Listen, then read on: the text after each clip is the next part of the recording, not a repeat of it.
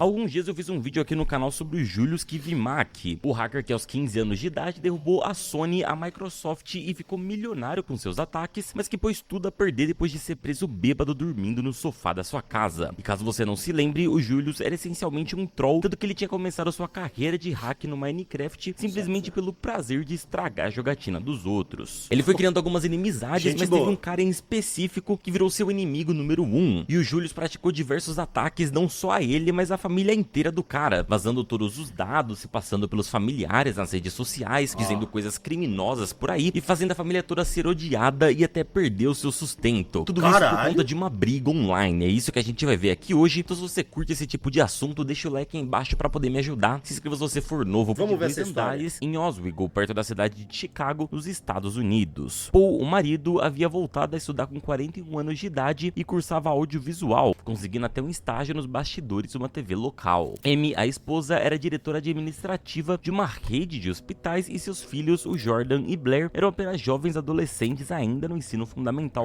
quando tudo começou. No ano de 2010, algumas coisas estranhas começaram a acontecer na casa dos Strater. Pessoas ligavam e ficavam em silêncio, entregas de comida começaram a chegar sem ninguém ter pedido, objetos de valor também começaram a chegar com pagamento pra ser feito na entrega, e até Pô, já aconteceu comigo assim, uma vez, algum chan aí brasileiro, não lembro, alguns incel tonto aí, pegaram meu endereço e aí começaram a mandar pizza pra minha casa. Mandar pizza. Aí chegava a pizza, eu descia pra buscar, aí eu falava, ó, não pedi pizza. Aí o cara, pô, eu falei, mas não fui eu. Aí, pô, amigo, eu falei, fazer o quê? Não fui eu, né? Não vou pagar, não fui eu que pedi e tal. Ah, não, tudo bem. Daí o cara voltava. Daí passava um dia, mandavam 10 pizzas. Aí o cara vinha, eu atendia o interfone e falava, mano, não pedi pizza. Aí o cara voltava. Tipo assim, eu não tinha trabalho nenhum, pra mim não tava incomodando absolutamente nada. Agora, coitado do trabalhador que tinha que trazer a pizza, tinha que fazer a pizza e não recebia nada, né? Me irritar não me irritou. Pra mim, tanto faz. Só que eu fiz a coisa inteligente a se fazer, que é não responder, não dar bola. Então os caras me mandavam pizza, só que tinha um cara infiltrado lá que gostava de mim, que acompanhava o Não Salvo e tal. Então esse cara ficava mandando os prints das conversas, né? E a galera lá, os dodói, eles ficavam extremamente chateados porque eu não mencionava a história da pizza. Então a galera mandava pizza pra minha casa, só que eu não mencionava na internet.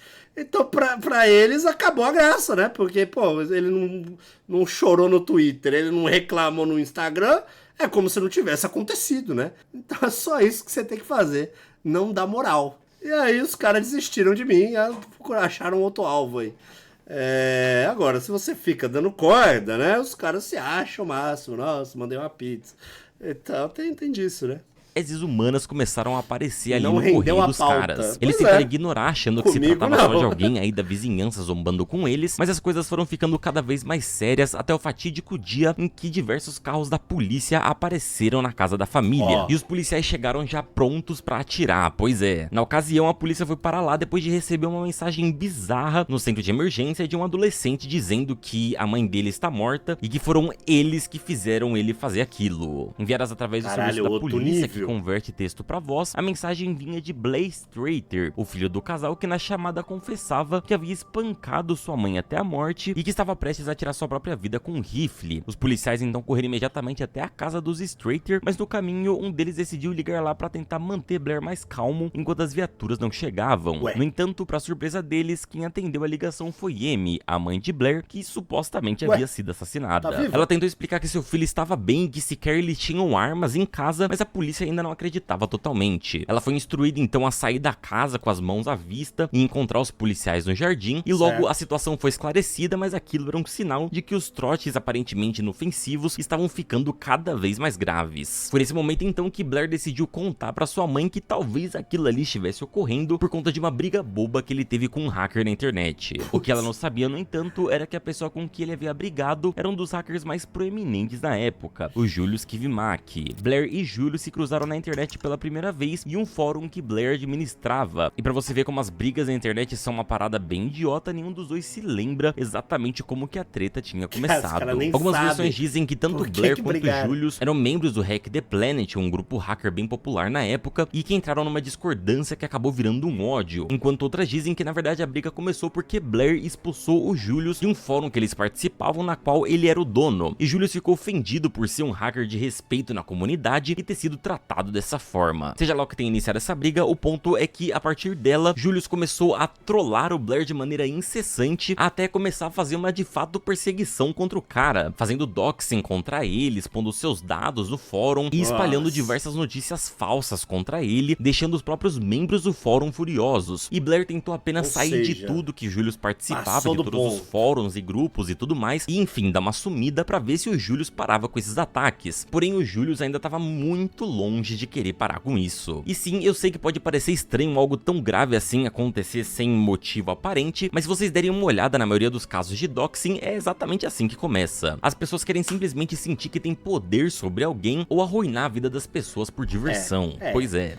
E o cara era um hacker foda, né? Então, porra, acabou brigando com doido aí.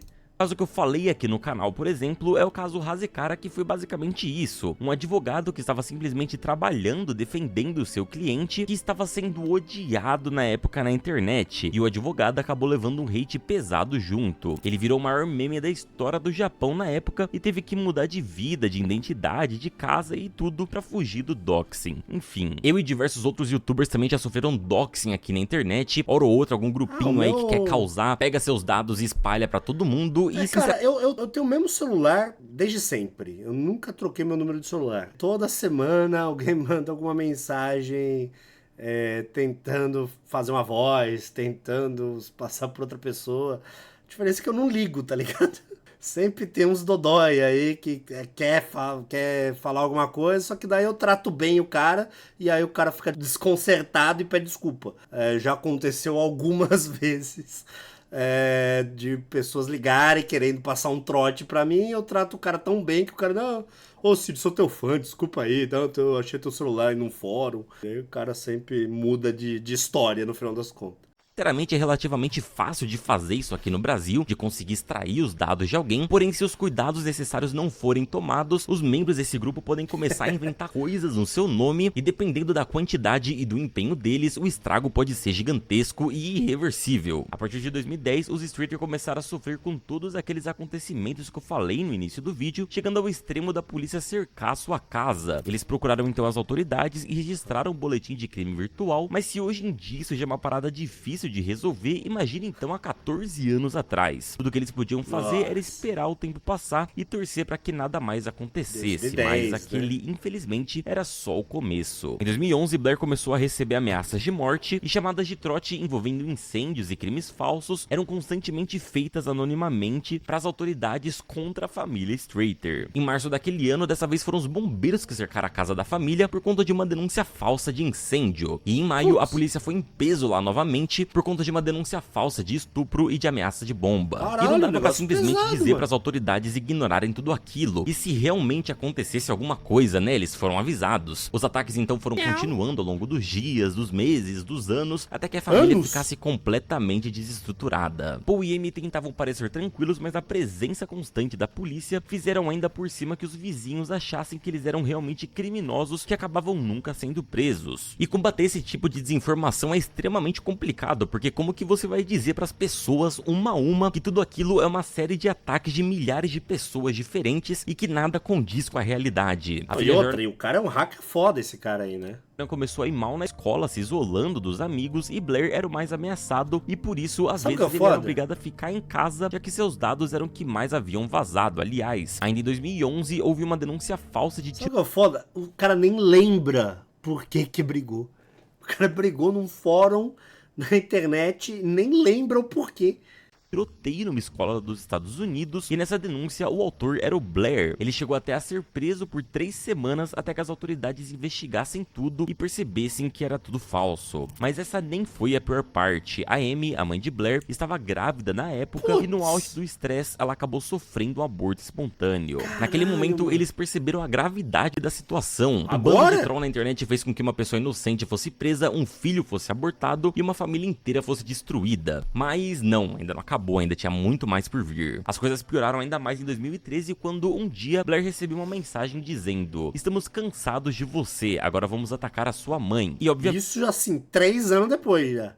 Ele entrou em completo desespero porque ele não sabia o que dizer e nem o que ia acontecer. Ele avisou sua mãe, que por sua vez foi tentar avisar a empresa onde trabalhava, mas isso não adiantou nada. Dias depois, suas redes sociais foram hackeadas e várias postagens falsas foram feitas. Naquelas postagens, Amy, que na verdade não era ela, proferia diversas ofensas racistas, nazistas, antissemitas e enfim, todo tipo de coisa horrível que você possa imaginar. Por fim, ela foi demitida por justa causa ainda naquela semana, mesmo avisando com antecedência que estava sofrendo ataques. Ela perdeu o emprego, a credibilidade construída ao longo dos anos e ainda por cima os amigos que pensava que tinha. Uma das falas dela sobre esse ocorrido é que uma das piores partes é que nem as amigas ficaram do lado dela ali prestando algum tipo de ajuda ou algum apoio. E bom, é uma situação complicada, mano. Imagina isso rolando em 2011. Se nem a família tava entendendo direito o que tava rolando, imagina as pessoas próximas. Nesse ponto, ela havia perdido o emprego, Blair havia perdido a sua vida social, a irmã perdeu o ano na escola e o Paul parou de estudar para poder cuidar da família. O casal resolveu contatar o FBI e detalhar que todos aqueles ataques que eles sofreram nos anos anteriores eram liderados por Julius Kivimak, mas naquele ponto o FBI já estava atrás do Julius e também não conseguiam achá-lo. Julius naquela época debochava da polícia que realmente não conseguia encontrá-lo e se mantinha ativo em todas as redes sociais, então realmente não tinha mais o que fazer. Até fazendo live ninguém encontra o cara. Última atualização deles, Julius ainda estava na Finlândia, o que significava que as autoridades dos Estados Unidos ainda por cima tinham uma jurisdição limitada para fazer qualquer coisa. Eles contataram diversas empresas de segurança e tudo mais, mas elas não conseguiam fazer nada, afinal, estamos falando aqui de um cara que derrubou alguma das maiores empresas do mundo. Imagina então o que ele não poderia fazer com uma simples família. E enquanto o caos rolava, o Julius se vangloriava publicamente dos seus feitos, alegando que todo aquele caos ali era só uma forma de entretenimento para ele. No ano de 2014, Julius participou do famoso ataque de DOS que derrubou as redes do Xbox Live e da PlayStation Network no Natal junto com a Lizard Squad. E a família assistiu todas as notícias de forma super impotente enquanto o grupo era noticiado na TV. A própria família começou a ser entrevistada, pois estavam buscando mais informações sobre a história de Julius, porém isso aumentou ainda mais os assédios. Para uma família que estava tentando ser esquecida pelos trolls, se expor daquela forma era péssimo. Semanas depois da família Strater aparecer no jornal, o Blair começou a receber ameaças de morte 24 horas por dia, literalmente. É uma prática chamada phone bomb que basicamente é um assédio telefônico constante sem parar em momento nenhum. É mais ou menos o que a operadora de telefone faz contigo, entendeu? Julius, através do Lizard Squad, chegou a inaugurar um serviço onde você podia literalmente comprar um assédio. Você depositava o dinheiro e eles coordenavam um ataque, simples assim. Se Blair ficasse sem o telefone, era ainda pior, porque eles começavam a ligar pros parentes do garoto, ou até mesmo mandavam enxurradas de cartas. As coisas pioraram mais ainda quando, em abril de 2014, as contas do Twitter da Tesla e do seu fundador, Elon Musk, foram hackeadas e nos seus posts ele prometia um carro da Tesla gratuito para quem ligasse um dos números de telefone listados. O site oficial também foi invadido e os números obviamente pertenciam a Blair e a sua mãe, a Amy, e em questão de minutos... Caralho, Tesla Motors, mano.